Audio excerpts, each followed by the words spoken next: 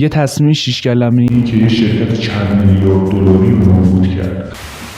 سال 2013 اپلیکیشنی به نام واین معرفی شد. ویدیو فقط 6 ثانیه‌ای، ایده‌ای که اون زمان عجیب به نظر می رسید، اما با یه نتیجه باور نکردنی روبرو شد.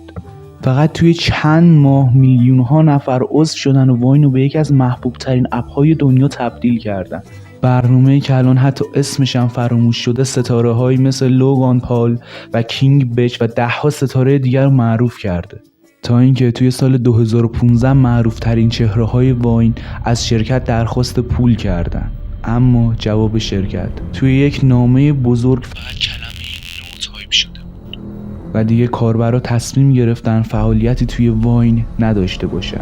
سال 2017 رسما واین تعطیل شد و میلیون ها کاربر و هزاران تولید کننده محتوا بدون پلتفرم موندن و چند ماه بعد اپلیکیشنی به نام تیک تاک با همون ایده شروع به فعالیت کرد.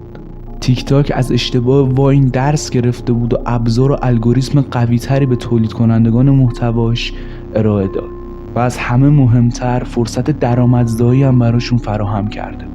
توی کمتر از 1 سال دنیای مجازی رو تسخیر خودش کرد.